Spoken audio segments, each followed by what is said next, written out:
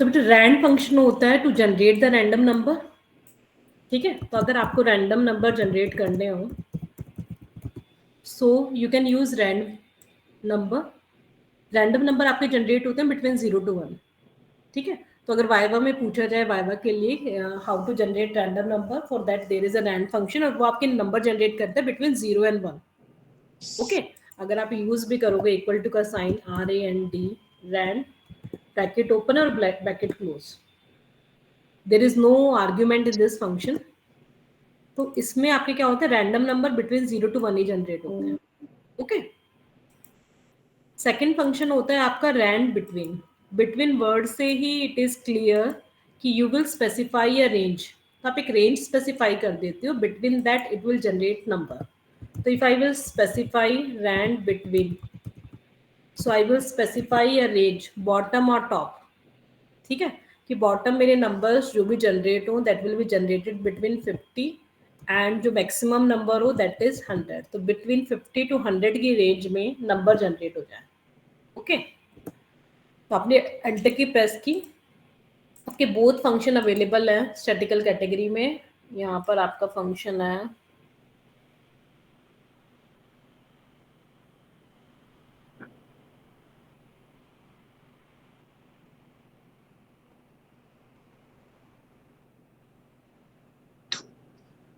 चल random number, sorry आपका mathematical category में है। ये रहा विजिबल। अगर आपको फंक्शन याद है तो आप डायरेक्टली वैसे ही कर सकते हैं। अगर आप you forget the syntax of the function तो आप यहाँ से चूज कर सकते हैं। इक्वल टू का sign, you can see determine random number between the number you specify, so you will specify a range. अभी पेपर में आपको रेंज गिवन होगी specifically that you need to generate random number between, suppose कर लो आपको generate करने हैं between 500 to 600, ठीक है। तो आपको 500 to 600 रैंडम नंबर जनरेट होगा। अब सपोज कर लो आपको 50 नंबर जनरेट करने हैं, सो आप ये फिल हैंडल को सेलेक्ट करोगे, फिल हैंडल को सेलेक्ट करके ड्रैग डाउन करोगे।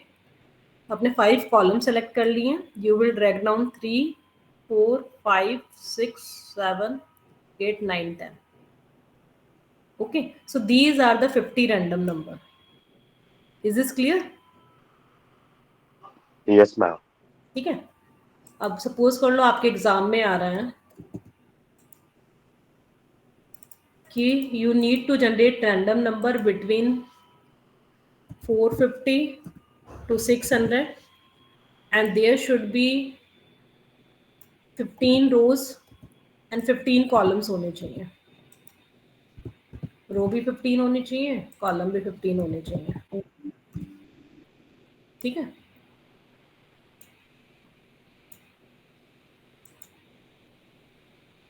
सो what you will do, you will write, आपको मैथमेटिकल कैटेगरी में जाके चूज करना है, you can choose from there, otherwise you will simply write rand between, you will specify the range 450 to 600, ठीक है।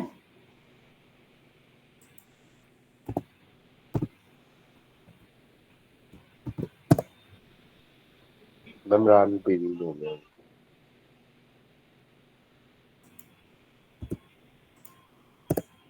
ठीक है। अब आपको 15 रो चाहिए, 15 कॉलम चाहिए, तो आप ब्रेक डाउन करो 1 2 3 4 5 6 7 8 9 10 11 12 13 14 15 काउंट कर लेना, ठीक है। 15 आपको रो चाहिए, 15 कॉलम चाहिए।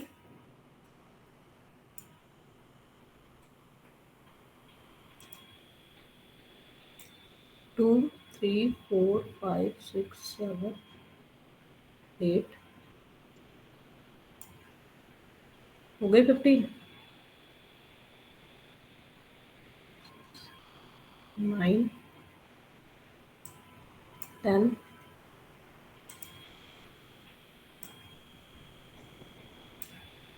5 रोज और कर लो। Is this clear? Yes ma'am. तो आपने रैंडम नंबर जनरेट कर लिए, आपको स्पेसिफिकली मेंशन था कि 50 रोज एंड 50 कॉलम करने हैं, सो आपने वो जनरेट कर ली। अच्छे से फॉर्मेटिंग कर लेना, ऊपर मेंशन कर देना मर्ज एंड सेंटर कर लेना रैंडम नंबर। अब जो भी रैंडम नंबर होते हैं दीज आर रैंडम नंबर। अगर आप कहीं पे कुछ भी टाइप करोगे तो ये number these are volatile number, ये आपके चेंज हो रहे हैं। This is visible to you ना। So when you will calculate mean average mode, तो आपकी ये थिंग्स ना चेंज होती रहेंगी। So you need to fix these number. तो आपको इन नंबर्स को फिक्स करना होगा। फिक्सिंग के लिए मैंने आपको पहले भी बताया था, you will select all these number. आपने सेलेक्ट किया, आप कॉपी करेंगे। कॉपी करने के बाद आप यहाँ पे पेज स्पेशल में जाके वैल्यूज को सेलेक्ट करेंगे। Okay, so you will copy all these 15 rows and 15 column। You will choose paste special. Simply paste नहीं करोगे, सिंपली पेस्ट करोगे तो again that are random number, वो चेंज होते रहेंगे। तो you will use from paste special, you will select values, आप okay click करेंगे। ओके, अब यहाँ पर आप हेडिंग मेंशन कर देना फिक्स नंबर। अब यू कैन सी कि मैं अगर कुछ भी टाइप करती हूँ तो देखो आपका राइट साइड वाला चेंज नहीं हो रहा, visible. Is this clear? Yes, ma'am. तो आपका राइट साइड Yes, चेंज नहीं होगा। अब इन दिस जो आपका क्वेश्चन है, you need to calculate the frequency. ठीक है, बाय चांस पेपर में तुम्हारे ज़्यादा 15 रो और 15 कॉलम दे दें, इतनी रिक्वायरमेंट थी। When you will calculate frequency, you all remember आपको क्या होता था, लोअर लिमिट होती थी। यस, आपकी अपर लिमिट होती थी।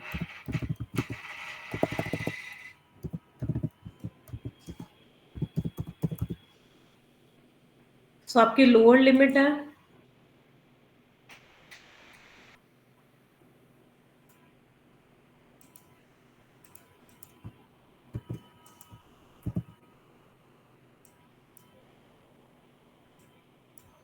अब रेंज क्या थी आपकी नंबर्स की? आपकी रेंज थी 450 टू 600। अब कोई भी class interval according to you जो भी आपको स्पेसिफाई करना हो, that is your choice.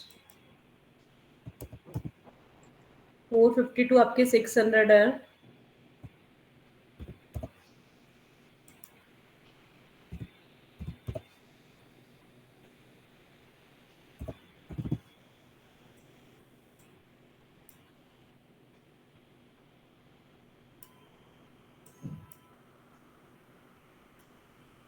This clear?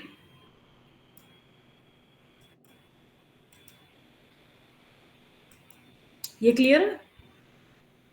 yes, ma'am. You can, आपको जो भी क्लास इंटरवल लेना है, 20 का लेना है, 10 का लेना है, it is up to you. तो आप कोई भी रेंज स्पेसिफाई करके क्लास इंटरवल कैलकुलेट कर लेना। वो स्पेसिफिकली मेंशन नहीं है क्योंकि इतना टाइम नहीं है। आपके 5 मार्क्स का ही क्वेश्चन है, तो 5 मार्क्स के क्वेश्चन में इतना डिटेल्ड नहीं है things. Now you need to calculate the frequency. So then you will calculate frequency manually. आप क्या बोलते थे इनको, हाँ, वो लाइन्स क्रिएट करते थे, रिमेंबर। फिर आप उनको काउंट करते थे, 5 है, 6 है, 12 है, 13 है। आप नंबर से टिक मार्क ही करते थे ना। Yes, ma'am. 564 आपका फॉल कर रहा है यहाँ पे, सेकंड डिजिट आपकी फॉल कर रही है यहाँ पे। Then you will count all these things. अब frequency is basically a multiple cell function.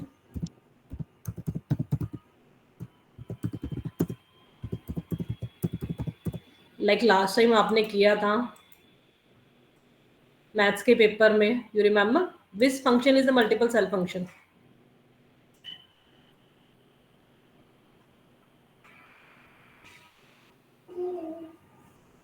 Which function is a multiple cell function? Control shift enter. अरे वो तो कीज थी ना, अच्छा, फंक्शन कौन से थे multiple cell? Matrix inverse 3 into 3 में, यस मैम। 2 में आता था ना। डिटर्मिनेंट नहीं आता था, वो एक सिंगल आंसर होता था। यहाँ पर भी अगर if you will calculate mean, median, mode, all these are not multiple cell function. आपको एक सिंगल सेल में आंसर होता है।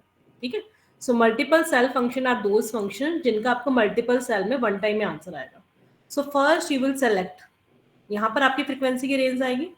Okay, you will select this, you will go to formulas, you will go to more functions, statistical category। आप directly type भी कर सकते हैं। फर्स्ट टाइम मैं आपको यहाँ इसे करा देती हूँ। you will select frequency function।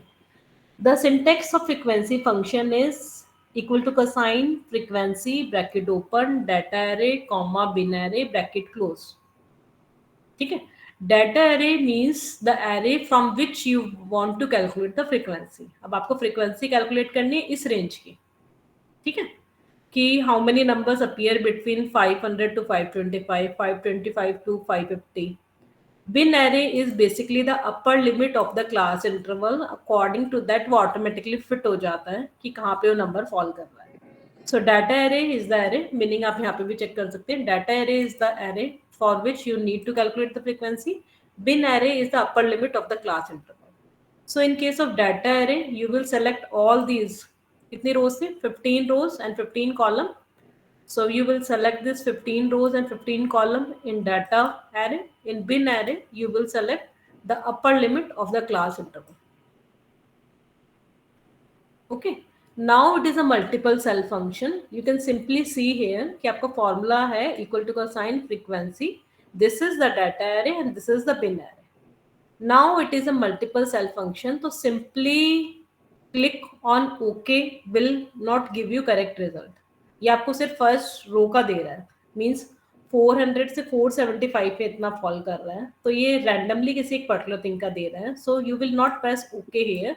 You will press 3 keys, that is control plus shift plus enter simultaneously. आपको simultaneously 3 की प्रेस करनी है. अब देखो, अब आपकी 3 की simultaneously प्रेस नहीं हुई है.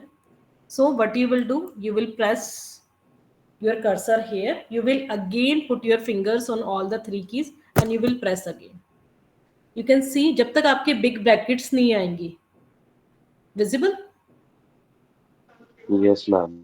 तब तक आपका आंसर करेक्ट नहीं आ रहा होगा. सो इक्वल टू का sign, if I will do sum of all these numbers, तो आपको बताओ कितना आना चाहिए? 225. 225. Okay, so you can cross check that. 15 rows है, 15 कॉलम है, so the total should be 225. Okay. अगर आपकी कोई मिस्टेक आ रही है, आपकी एक ही रो में फ्रिक्वेंसी आ रही है, तो you can check from here कि वो बिग ब्रैकेट नहीं आई है आपकी.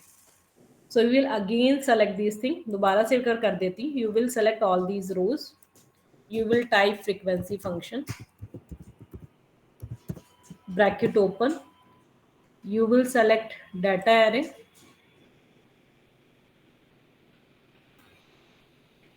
comma, you will select bin array is the upper limit, not the lower limit. You will select the upper limit. You will put a bracket a. Okay. अब आपको 3 की press करनी है. 1 2 3. ओके. कई बार ये होता है कि ड्यू टू वो साइमल्टेनियसली तीनों प्रेस नहीं होती है, तो वन टाइम में आंसर नहीं आ रहा होता है.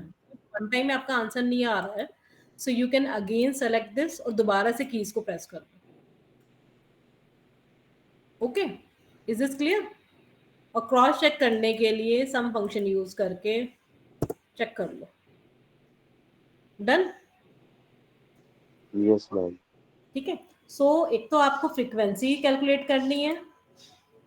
अब इस वाले क्वेश्चन में आपका मीन मीडियन नहीं है, अदरवाइज वही जो फंक्शंस आपने मीन मीडियन स्क्यूनेस, आपको कुछ भी कैलकुलेट करना हो तो आप सिंपली कर सकते हो. सबके सीधे सीधे फंक्शन है. आपको डायरेक्टली स्टैंडर्ड डेविएशन निकालना हो, ये मैंने आपको जनवरी के टाइम तो कराया था मैंने आपको, तो वो आप कर सकते हो. तो डायरेक्टली आ जाएगा आपका मीन इक्वल्स टू, तो यहाँ पे मीन नहीं होता, फंक्शन का नेम एवरेज होता है. ठीक है. तो कुछ मिस्टेक हो जाए तो आप देख लेना उसको. Okay. Second thing is you need to calculate the sum of all these 220. बोलो बेटा. हम आपने लोअर लिमिट और अपर लिमिट का क्या बताया था formula? In case of bin array, you will select upper limit of the class interval.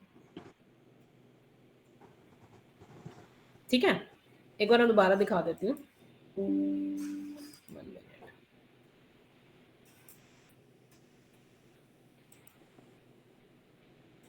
Frequency function में, फॉर्मूलाज में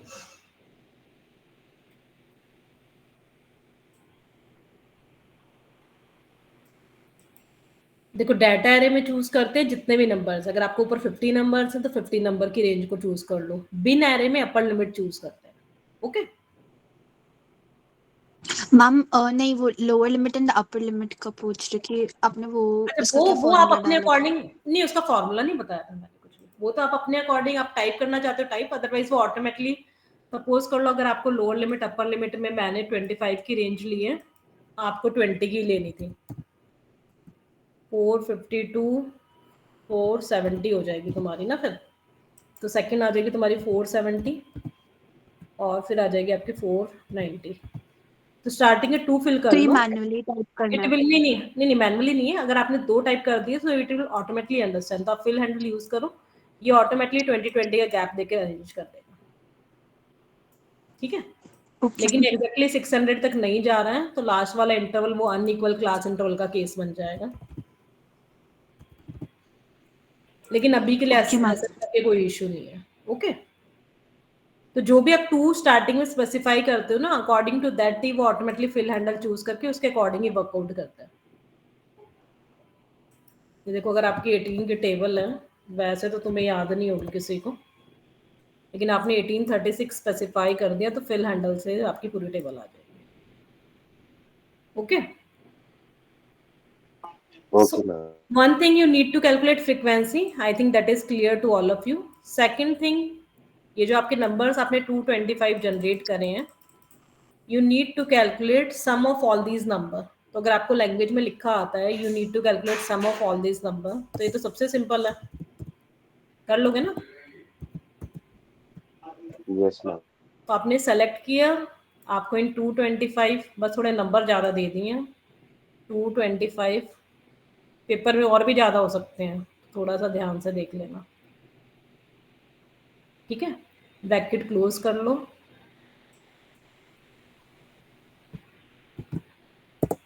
ये आपके 225 नंबर का सम है।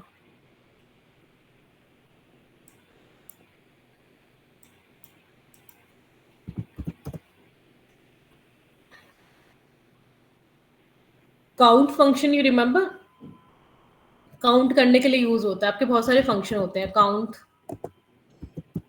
तो ये काउंट करता है, काउंट करेगा तो आपको ये 225 बता देगा। काउंट ब्लैंक, अगर इनमें कोई भी सेल इसमें बाय चांस ब्लैंक नहीं है क्योंकि हमने वैसे जनरेट करा है, कोई भी सेल ब्लैंक होता है तो count blank function will count कि कितने सेल्स आपके ब्लैंक हैं। ओके, नेक्स्ट है आपका काउंट इफ। आपको इफ फंक्शन कराया मैंने, नहीं कराया ना कभी भी? No, ma'am. ओके, देखो आपके 2 फंक्शन करने हैं आज main, that is count if and sum if. If function basically होता है if you will specify a condition, कोई आप एक कंडीशन स्पेसिफाई कर देते हो कि like I want to check कि तुम्हारी क्लास में कितने स्टूडेंट हैं जिनकी अटेंडेंस 85 से ऊपर फॉल करती है। ठीक है, तो अगर मुझे डायरेक्टली देखना हो 85 से ऊपर, मैं तुम्हें अटेंडेंस का एक एग्जांपल ही करा देती हूँ।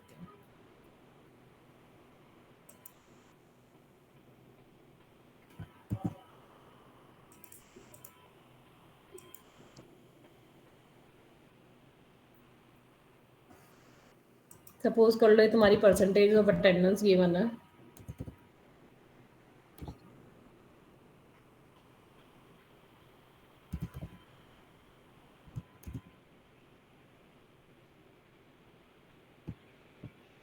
तो ये मैंने बस 4-5 स्टूडेंट्स की लिखी है। So if I want to specify if 86 is greater than 86 is greater than, तो आपकी अटेंडेंस अगर 85 से ऊपर होती है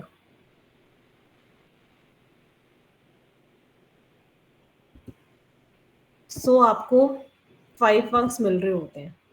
otherwise I am specifying second condition, if E3 is greater than and equal to भी कर सकते हैं कि एग्जैक्टली 85 है उसको भी 5 नंबर मिल जाए। If E3 is greater than equal to 80 तो आपके 4 मार्क्स होते हैं। If E3 is greater than equal to 75 so आपके 3 मार्क्स होते हैं। If E3 is greater than equal to 70 so आपके 2 मार्क्स होते हैं। अदरवाइज वैल्यू फॉल्स में आप बाय डिफॉल्ट लिख सकते हो, अदरवाइज नहीं, अभी तुम्हारे फिर वो 0 भी आएंगे। If E3 is greater than equal to 67% है, सो आपका 1 मार्क होगा। अदरवाइज अगर कोई इसके बीच में फॉल नहीं कर रहा होगा तो 0 मार्क्स होंगे। So I have open, you can see colour के अकॉर्डिंग आपके ब्रैकेट क्लोज हो रही है। आई हैव ओपन 4 ब्रैकेट्स, तो 4 ही मैंने क्लोज किए हैं। अगर if I will press simply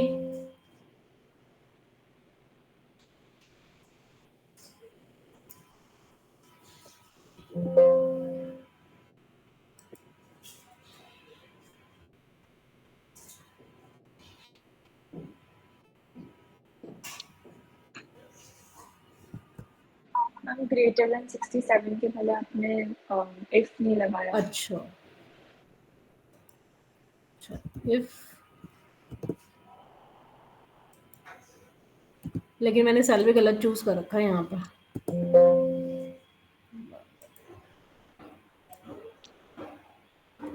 ये देख लो, अगर मैं ऊपर वाले मार्क्स को कॉपी करके यहाँ पर लाती हूँ तो आपकी अटेंडेंस ऐसे कैलकुलेट हो जाती है। 1 मिनट, फंक्शन हमने उल्टा लिख,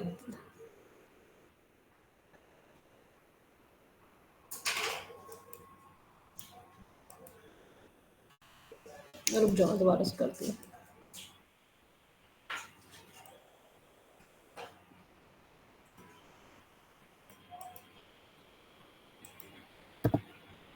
If 86 is greater than equal to 85, so 5 marks. If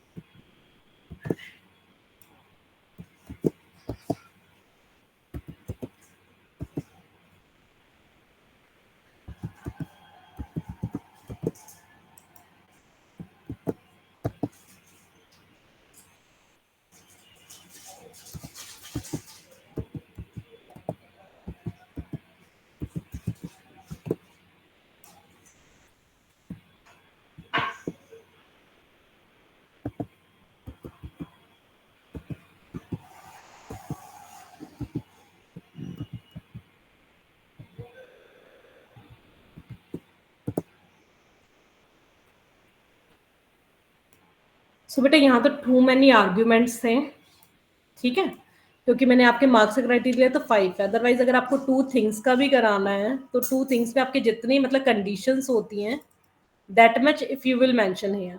सो अगर मार्क्स आपके 85 से परसेंटेज ज़्यादा है सो 5 मार्क्स ऑटोमेटिकली असाइन होंगे, 80 से ज़्यादा है तो 4 असाइन होंगे, 75 से मोर है तो 3 असाइन होगा। सो वो ऑटोमेटिकली असाइन होता है सब कुछ। तो अगर 50 स्टूडेंट्स के भी मार्क्स हैं below, so basically if function में आप कंडीशन स्पेसिफाई करते हो और कंडीशन के अकॉर्डिंग जो भी आप स्पेसिफाई करना चाहते हो, वैल्यू ऑफ ट्रू में वो पर्टिकुलर थिंग आती है, this is value of true 5 4 3। आप अगर आपकी कंडीशन सेटिस्फाई होती है then you will need to specify 5 4 3 2 पर। और if the condition is not specific, आपकी फुलफिल नहीं हो रही है, सो बाय डिफॉल्ट 0 असाइन हो जाए। ओके, तो इफ फंक्शन आपका बहुत यूज में होता है, अभी के लिए आपका यूज में नहीं है वो, लेकिन count if and sum if are related to that. So count if में इफ फंक्शन मैंने आपको कराया इसीलिए कि कंडीशन स्पेसिफाई होती है। काउंट इफ मीन्स कि I want to count the number of cells जिनकी वैल्यूज क्या रेंज थी हमारी, 600 तक था ना हमारा, जो 550 से ऊपर है। सो काउंट इफ में if I will write count if,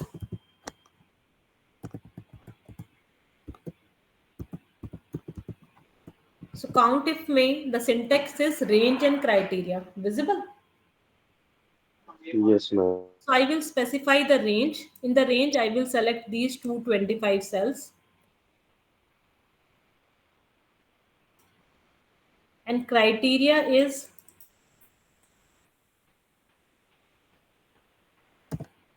criteria depends on mean कि मैं क्या काउंट कराना चाह रही हूँ. Suppose I want to count कि कितने सेल्स हैं जिनकी वैल्यूज 550 से ज्यादा है.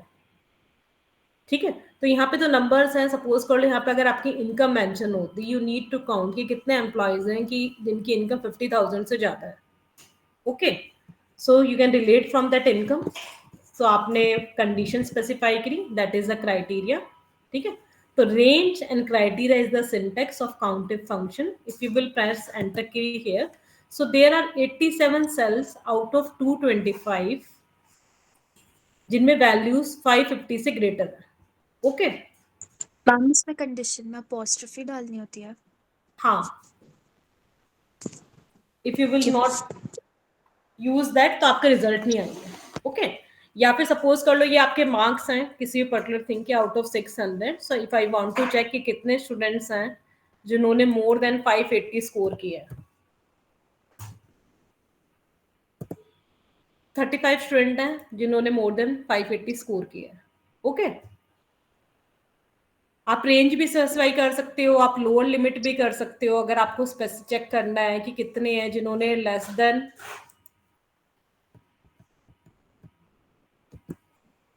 500 थी ना minimum range, less than 520. Okay, तो 100 है values. But if I give some wrong condition है कि 420 है, तो 420 पे तो मेरा फॉल ही नहीं कर रहा था data. My data is between 500 to 600. Okay, is this clear? Yes, ma'am. Okay, second है सम इफ. सम इफ में अगेन द सिंटेक्स इज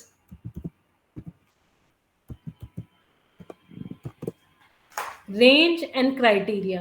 अब range again your 225 sales.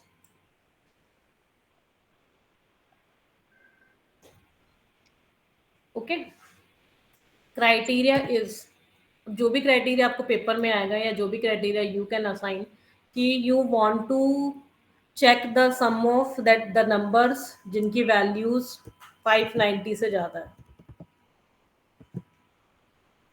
So you will write greater than 590. आप sum करना चाहते हो तो directly the values whose values is greater than 590 among these 225 cells, ये उनका सम करके दे देगा. ओके, अगर आपको 500 से ज्यादा का सम मेंशन है तो आप 500 कर देना. वो तो जो भी सम आ रहा होगा it will calculate. Is this clear? Yes, ma'am. तो आपके फंक्शन रिमेंबर कर लो. अभी के लिए आपको रोज एंड कॉलम जनरेट करने हैं अच्छे से. यहाँ पे रैंडम नंबर, यहाँ पे फिक्स नंबर मेंशन कर देना. सम कर लेना, सिग्मा से करना हो सिग्मा से कर लेना. अगर आपको सम फंक्शन ही आता है सिग्मा से भी तो आपको डायरेक्टली करना हो डायरेक्टली करना. फॉर्मूलाज में जाके फंक्शन से मैथमेटिकल और कैटेगरी में आपके सारे फंक्शंस अवेलेबल है, आप वहां से चूज कर सकते हैं. But these are the direct function की है कि जो नेम है लाइक क्यूनेस का, तो आप डायरेक्टली अगर टाइप करोगे तो डायरेक्टली आ भी जाएगा वहाँ पे. अगर आप काउंट यहाँ पे मेंशन करते हो तो आपके काउंट के सारे फंक्शन आ जाएंगे. तो आपको जो सिलेक्ट करना हो डायरेक्टली टाइप ही कर लेना. ओके, काउंट इफ कर लेना, range and criteria, sum if, range and criteria. तो कोई भी 50 नंबर रैंडम नंबर जनरेट करके you can work on these function. Frequency अच्छे से कैलकुलेट कर लेना, फ्रीक्वेंसी का सम कर लेना. Okay, lower limit and upper limit is up to you. जो भी रेंज आपको स्पेसिफाई करनी है दैट इज ओके. आपको 10 का गैप रखना है, 20 का रखना है, डिपेंड्स ऑन द रेंज. जो भी हो उसके अकॉर्डिंग कर लेना. बस ये ना हो कि रेंज आपकी 400 to 600 हो और आप 10 का गैप करके अननेसेसरी की रोज इंक्रीज कर रहे हो. ठीक है, तो जो भी लॉजिकली फिजिबल लगे उसके अकॉर्डिंग वर्कआउट कर लेना. डन? मैम वो अटेंडेंस वाले में हमने कौन सा फंक्शन यूज करा था अभी? ये सम इफ और काउंट इफ ही करें हैं. अच्छा, वो तो इफ फंक्शन था, उसका वैसे कोई अभी के लिए तुम्हारे उसमें रोल नहीं है. लेकिन इफ फंक्शन का आपका यही होता है कि इफ का सिंटेक्स ही होता है लॉजिकल टेस्ट. आपने कोई भी कंडीशन स्पेसिफाई करी, सपोज करो आपकी क्लास के मार्क्स हैं, ठीक है, उनके अकॉर्डिंग आप स्टूडेंट्स को ग्रुप में डिवाइड करना चाहते हो कि जिनके 40 to 50 फॉल करते हैं, जिनके 50 to 60 करते हैं, तो आपने कैटेगरी डिवाइड कर दी. ठीक है, या फिर आपने सेक्शंस के अकॉर्डिंग आप ग्रुपिंग करना चाहते हो कि जो सेक्शन ए के स्टूडेंट्स हैं उनकी कोई आपको थीम स्पेसिफाई करनी हो, तो इफ फंक्शन का बहुत यूज होता है वैसे। तो ठीक है। इफ फंक्शन में यही है कि अभी के लिए तो लाइक आपके अभी पेपर में कोई यूसेज नहीं है, लेकिन otherwise in general if function is the most used function. तो आप कोई भी कंडीशन स्पेसिफाई करना कर देते हो और उसके बाद रिजल्ट में आप कुछ भी, आप पास लिखवाना है आप पास लिखवाओ, फेल लिखवाना है फेल लिखवाओ। देखो सपोज कर लो if 86 is greater than 60, so I want to write pass otherwise fail, तो ये पास है स्टूडेंट। ठीक है, अब मैं यहाँ पे अगर अदरवाइज फेल डाल देती तो अगर 60 से ऊपर होता तो ये पास करता, अदरवाइज वैल्यू फॉल में पास करता। ये देखो विजिबल। Yes Yes, ma'am. तो ये तो नंबर ऑफ डाटा आपको कम है, आपको जितने भी लार्ज डाटा सेट पे लाइक पूरी यूनिवर्सिटी से रिलेटेड आपको कुछ करना हो या जो भी डाटा पे कुछ भी आप कंडीशन स्पेसिफाई करना चाहते हो, ठीक है, तो ये बहुत एज अ इन बिजनेस में भी अदर थिंग्स में भी ये बहुत यूज होता है कि कंडीशन तो आपको लिखना है ना, जो भी आप कैटेगरी मेंशन करना चाहते हो या प्रोडक्ट का नेम करना चाहते हो, किसी ग्रोसरी स्टोर पे कोई कमांड दिलवाना चाहते हो तो डायरेक्टली आप मेंशन कर सकते हो। तो जो भी कंडीशन है आफ्टर दैट जो भी आपको राइट डाउन कराना है वैल्यू फॉल्स में और उसमें ट्रू में। ठीक है, तो अगर कंडीशन सेटिस्फाई हो जाती है तो आपकी फर्स्ट थिंग आएगी, बाय डिफॉल्ट वो फॉल्स में होती है। इसमें अगर आपको और कोई कंडीशन डालनी हो कि लाइक ईआर आ रही है स्टूडेंट की, तो एक और इफ ओपन कर दो। ठीक है, कि अगर E3 इज ग्रेटर देन 16 तो पास है, अदरवाइज कॉमा डाल के if E3 is greater then 50 कोई भी रेंज स्पेसिफाई कर लो तो वो ER दिखाए, अदरवाइज अगर वो उससे भी फॉल कर रहा है तो वो फेल दिखा दे। इज दिस क्लियर ना? Yes ma'am.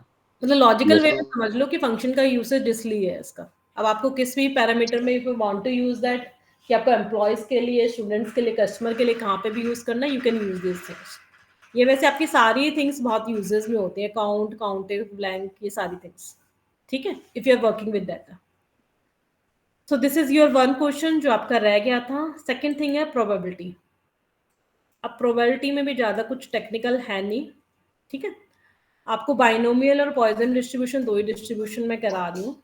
ठीक है, अब आई थिंक आपने क्लासरूम में बाइनोमियल और पॉइजन किया होगा, तो फॉर्मूला याद है किसी को बाइनोमियल का?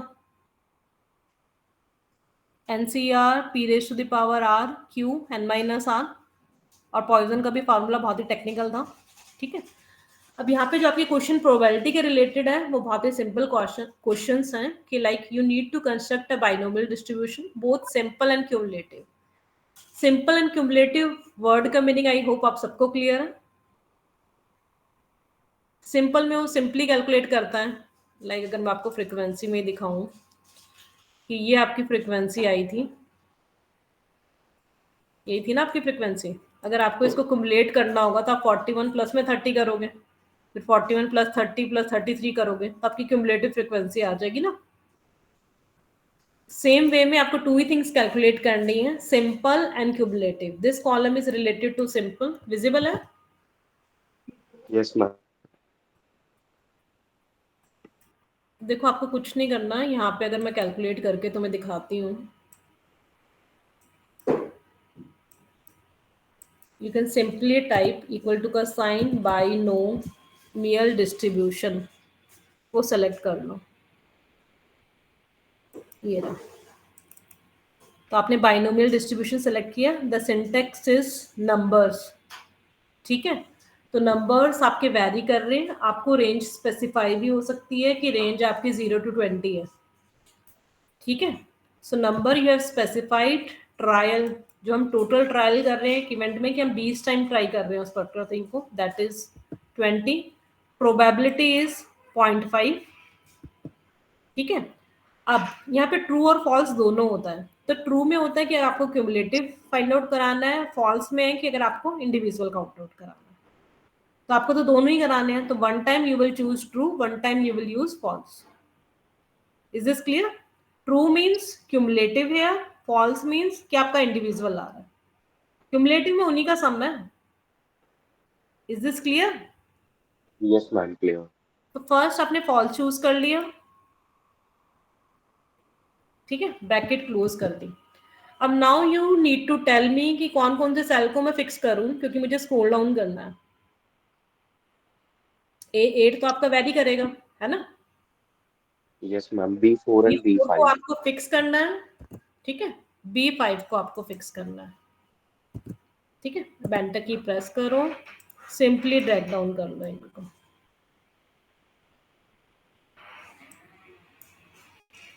ठीक है। It depends on the values, वो ई आ रहा होगा, that is not an issue. वो उतने डेसिमल्स तक आ रहा होता है, वैल्यू बहुत ही होती है तो उसके अकॉर्डिंग वो आ रहा है। क्यूमुलेटिव के केस में तुम्हें कुछ नहीं करना। Again choose binomial distribution, you will select number, you will select trial, you will select probability of success, you will select true, ठीक है। Bracket close. आपको फिक्स करना है B4 एंड B5 को। आपने B4 चूज किया, आपने B5 चूज किया, आपने एंटर की प्रेस कर दी, ठीक है। तो जितना आपको बोला और 10 तक का ड्रैग डाउन कर देना, ठीक है। या तो स्पेसिफिकली मेंशन होगा कि रेंज आपकी 1 to 30 है, अदरवाइज स्पेसिफिकली मेंशन नहीं होगा, ठीक है। तो अगर आपको स्पेसिफिकली मेंशन है कि रेंज आपकी 1 to 30 है, तो 1 to 30 तक ब्रेक डाउन करके टेबल बना देना। ये है 1 to 30 x, clear. Suppose yes कर लो मैम। आपके ट्रायल 10 हो गए हैं, तो ऑटोमेटिकली आपके रिजल्ट चेंज हो गए हैं। आपकी प्रोबेबिलिटी चेंज होके 0.2 कर दिया मैंने, तो आपके ऑटोमेटिकली रिजल्ट चेंज हो गए। अब आपको ठीक लग रहा है। तो ई आ रहा है, that is not a sign of error का साइन नहीं है, वो कैलकुलेशन वैल्यूज इस टाइप की आई हैं, that can be not show, okay. तो जो भी आपके नंबर ऑफ ट्रायल गिवन होगा, आपको क्वेश्चन में आपको ये गिवन होगा, construct a binomial distribution both simple and cumulative from the following information, कि एन आपको जो भी गिवन होगा 50, 60, 70, प्रोबेबिलिटी आपको गिवन होगी, आपको रेंज गिवन होगी। यहाँ पे डेट आ गया है मेरा सेल में। आपको रेंज गिवन होगी कि आपको 1 to 25 का बनाना है, ठीक है। अभी इसको 25 जनवरी कर देगा, अब अलाइनमेंट में चेंज नहीं कर रही अभी, ठीक है।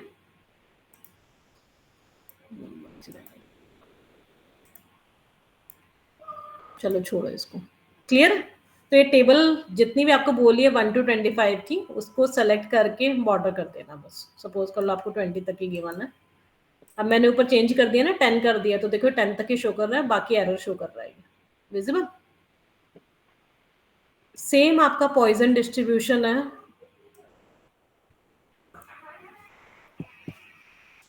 पॉइजन डिस्ट्रीब्यूशन में आपको याद है lambda equals to m equals to standard deviation, कल ही लिखवाया था तुम्हें constant, remember? Hello. Yes ma'am. तो आपने जब वो बाइनोमियल किया था, तो आपको प्रोबेबिलिटी, आपके फार्मूला ही था NCR P की R Q की n-r। तो प्रोबेबिलिटी ऑफ सक्सेस होती थी, फेलियर आपकी 1 माइनस करके होगी, ऑटोमेटिकली कैलकुलेशन सिस्टम में ही हो रही है, यहाँ कोई रिक्वायरमेंट नहीं है हमें करने की। पॉइजन डिस्ट्रीब्यूशन में आपको सिर्फ m गिवन होगा, m is your mean, mean in e raise to the power minus m raise to the power lambda, यही था आपका फार्मूला, रिमेम्बर? तो आपको पॉइजन डिस्ट्रीब्यूशन में भी कुछ नहीं करना, you will simply type Poisson, ये रहा आपका Poisson distribution. x is the values जिस रेंज में आप कैलकुलेट कर रहे हो, मीन इज 5। अब आपको एक आपको क्यूमुलेटिव बनाना है, दूसरा नॉन क्यूमुलेटिव बनाना है। तो पहले नॉन क्यूमुलेटिव बना लेना, फिर क्यूमुलेटिव बनाना। Now you need to fix which cell, B37। तो B37 को फिक्स कर दो, ड्रैग डाउन कर लेना, ठीक है। 2 डेसिमल तक इनको राउंड ऑफ कर देना,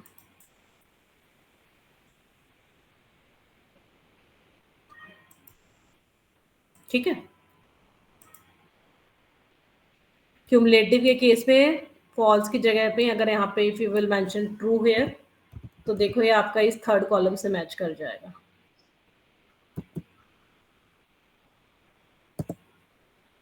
ठीक है। अभी तो मैंने डेसिमल कम कर दिए हैं, बढ़ाओगे तो आपके रिजल्ट देखो मोर और लेस सेम है, ठीक है। Yes ma'am. तो बस आपका प्रोबेबिलिटी में इतना ही है, बाइनोमियल एंड पॉइसन डिस्ट्रीब्यूशन कर लेना। नॉर्मल में भी वैसे यही है, नॉर्मल डिस्ट्रीब्यूशन को चूज करोगे, लेकिन बस बहुत है, बाइनोमियल और पॉइसन कर लेना, टेबल बना लेना। ठीक है, अब किससे कुछ प्रॉब्लम है तो पूछो।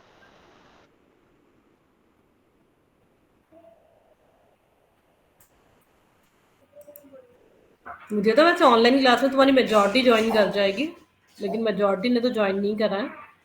अब कल मॉर्निंग में भी तुम अलग अलग टाइमिंग पे ही आ रहे होगे, तो मैं लास्ट टाइम रिकॉल करा देती हूँ कि आपका प्रोबेबिलिटी में बाइनोमियल और पॉइसन कर लेना। नॉर्मल नहीं है वैसे तो, लेकिन नॉर्मल आएगा तो उसका भी नॉर्मल डिस्ट्रीब्यूशन का सेम ही फॉर्मूला है। Frequency you know, count, sum if, count if, ये सारे फंक्शंस कर लेना। Correlation you know how to calculate correlation. Covariance you know how to calculate covariance. Index number में लार्ज पेयर, पास्चर, फिशर ही कर लेना बस। टाइम सीरीज कर लेना। ट्रेंड वैल्यूज को, अगर ट्रेंड वैल्यूज को फोरकास्टिंग आ रही है कि आपको वैल्यूज गिवन है 2010 से 2020 की, और मैं आपको बोल रही हूँ कि 2030 में कितनी सेल्स होंगी, तो वो फोरकास्ट करने के लिए आप ट्रेंड लाइन तो बनाओगे ना। यस और नो?